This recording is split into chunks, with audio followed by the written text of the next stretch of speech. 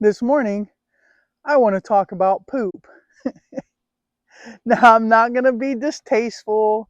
I'm not going to be gross. But if you're a type 2 diabetic, there's a good chance you're 40 or over and you know that poop is just a part of life. And as a type 2 diabetic, poop has affected your life.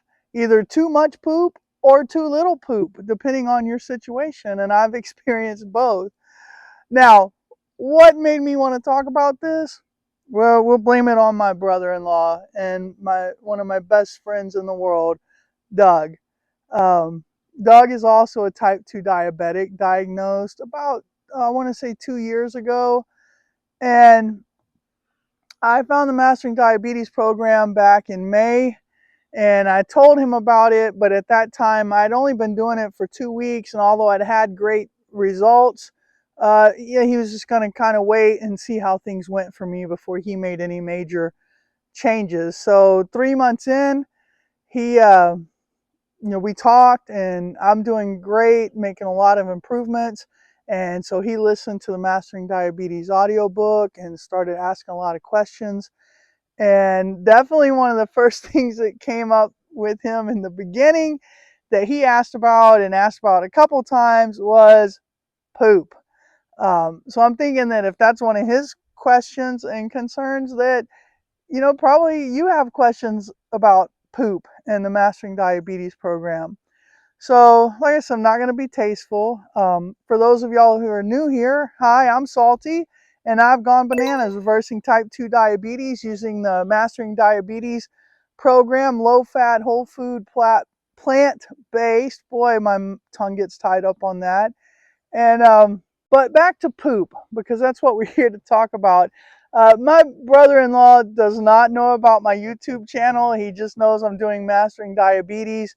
No one in my family knows that I'm doing this YouTube channel. I'm just kind of working on the quiet here, and if they find it, they find it. And there's a chance my brother-in-law might find it, because he is researching Mastering Diabetes. So it'll be kind of fun. And if you do find my channel, hi Doug, I love you so much. And I thank you so much for just really giving me ideas of things to talk about, because I know that if you're questioning, that you're not unique. There are questions that maybe I had, and there are questions that you've had, and there are questions that other people had. So um, when I was on Metformin, one of the hardest parts, and I know so many of you can relate to this, was I felt chained to the bathroom. I never knew when I was going to get hit with the Metformin runs.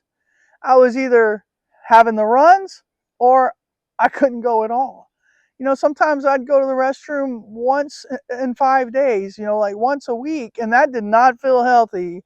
But at the same time, because I never knew when the metformin runs were going to hit, I always felt chained to the bathroom even when I wasn't going. I'd get out to, we shop Walmart. I know some of y'all don't like Walmart, but we don't have a lot of choices out here. So we got to go where we can go. So Walmart is one of the choices here.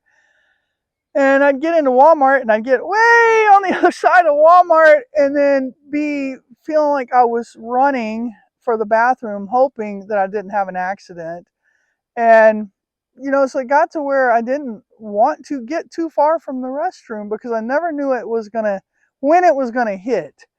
And I know that, I'm not unique to that. My father-in-law, unfortunately, was a type 2 diabetic, up until the time that he passed away back in 2014. And, I know that he had the same issue with metformin. There was many times we'd be out somewhere, going to the VA hospital or out somewhere, and we'd have to try and stop as quickly as we could to get him to a restroom. And sometimes he couldn't make it. And it was so humiliating and embarrassing for him. And um, but yeah, so just extreme. So one of the questions that my brother-in-law Douglas had was about how mastering diabetes, how a low-fat, whole food, plant-based diet had affected my bathroom habits. I have to say, guys, that it's been great. I go to the restroom normally.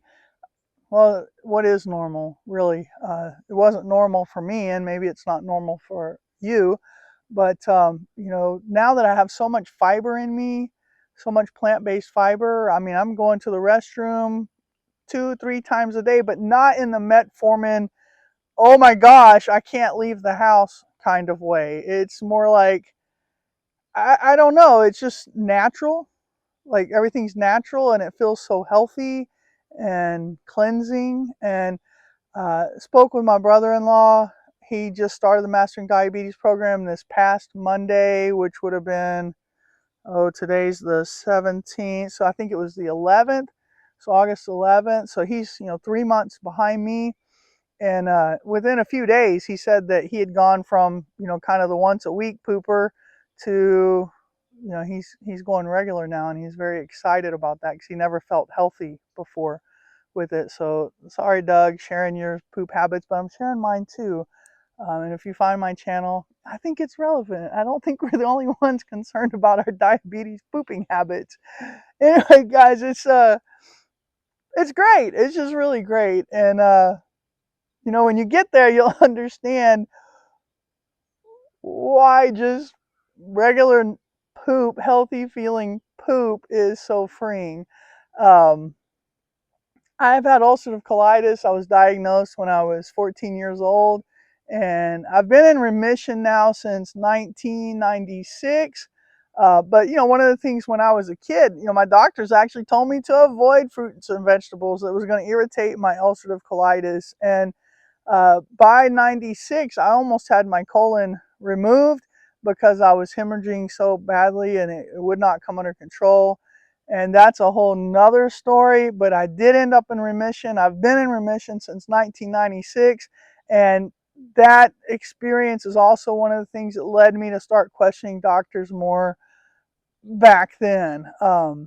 Because the things they told me and the things I experienced in real life in my own body it didn't match up, guys. 2 plus 2 did not equal 4 with the things they were telling me in my real life experiences. So an incurable disease, ulcerative colitis, a disease that I was supposed to live with and deal with for the rest of my life. At my last colonoscopy, there's no signs of it. Saw the same gastroenterologist for that I had been seeing back in the 90s. I knew when I did my colonoscopy 2 years ago that he was not going to find any evidence of it. I was so confident in that even with all my health problems, I knew that was one that had been rectified. And he was so convinced that I was wrong and told me he was going to go in. There was going to be micro-inflammation. There was going to be micro-evidence. And boy, did he have to eat crow on that one, because they did the colonoscopy. They could find no signs of ulcerative colitis ever. But this doctor knows that I'm telling the truth, because he's the one who almost took my colon back in 96. He is the very one who had the conversation with me about me being a young woman and how terrifying he knew that was to think about losing my colon, but how it was the best thing for me because my life was so debilitated. So I've lived a lot of my life chained to a toilet and concerned about poop. And I'd gotten past a lot of that, and then type 2 diabetes hit, metformin hit, and whether you're on metformin or off metformin, it just seems like diabetes creates pooping problems. So guys, low fat, whole food, plant-based, it fixes those pooping problems. So thank you for joining me this morning. I've got so many things that I want to share with you and talk with you, things that have come up with my brother-in-law, things that have come up in my own mind, how I got here. But I can't do it all in one video. You don't have the time, I don't have the thoughts, but we're going to get there. And if you just will stick with me, I'm going to keep sharing, and hopefully my story will impact you in a positive way and help give you hope back, because that's the biggest thing for me. That's my biggest motivation in even creating this channel and sharing my story is, I don't know what I'm doing. I'm not a YouTuber. I'm not a content creator. Um, Putting myself in front of the camera and being vulnerable and talking about things like poop, showing you my victories and my failures, showing you myself in a body that I avoided cameras for so long. Um, there's nothing in this for me, guys, except for to give you hope, to show you that I'm doing it and you can do it, and it's maybe not as hard as what we thought. And I feel like God is giving me my life back, and I want you to see that for yourself. I mean, for so long, I prayed for my body to have healing. My family prayed for my body to have healing. And for so long, it felt like the answer was no, my grace is sufficient for you. But after all this time, here I am, and I am healing, and I'm excited, and I'm thrilled, and I'm so grateful that the answer was yes. And I realized my part in a lot of it, and that's another video that I do want to make and talk to y'all about, just how I had to come to a place of desperation um, to be able to do this, because I don't know that if I had had the information before that I was desperate enough. I wanted it to stop. I wanted it to go away, and I was trying the things that I thought needed to happen, but I don't think I was desperate enough that if I had found Mastering Diabetes, found the concept of low-fat, whole food, plant-based, that I was desperate enough to embrace it and go for it. As I've shared before, I own the farm. Our freezers are full of grass-fed beef. We've had chickens and farm fresh eggs. I've had goats and dairy goats, and I mean, you name it. We raised it, we ate it, and the idea of going to plant, blah, yeah, not, ugh. So, but here I am, and I'm loving it. It's not that hard, and I'm doing great, and my taste buds are changing, and I'm evolving, and at 55, almost 56 years old, I can change. I can make these changes because my health depends on it, and I'm desperate. And maybe that's where you are, saying that I can't do this, but you know what? You can. If I can do it, Texas farm raised, own the farm, 2 freezers full of grass-fed beef right now, hamburger patties, ground beef, steaks. I mean, I'm going to be giving this stuff away for Christmas presents and birthday presents, I guess, because, I'm not eating it. But it's not going to go to waste. Don't worry, because I know there's plenty of meat eaters out there. And for you carnivore eaters, hey, if it works for you, I got freezer fulls of beef. Hit me up. Maybe I can sell you some. Um, if you're keto and you want some grass-fed beef, I got some. But for me, it's not working. So anyway, thank you. I know I ramble sometimes. I'm still trying to learn how to collect my thoughts and do this, and just get comfortable talking to you and being in front of the camera. Um, but yeah, so here we are, and thank you for listening to me this morning. If you want to get involved, please subscribe. I try to make regular community posts so we can talk and discuss, what's going on with me, what's going on with you.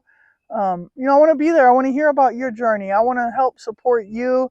And for those of you that are returning, your encouragement means so much to me. You don't know how much it means to me when I get those alerts that I have a message from you or a comment from you. So please join me. Let me join you. Please like, subscribe, comment, check out our community post. And thank you. I hope you have a good Sunday.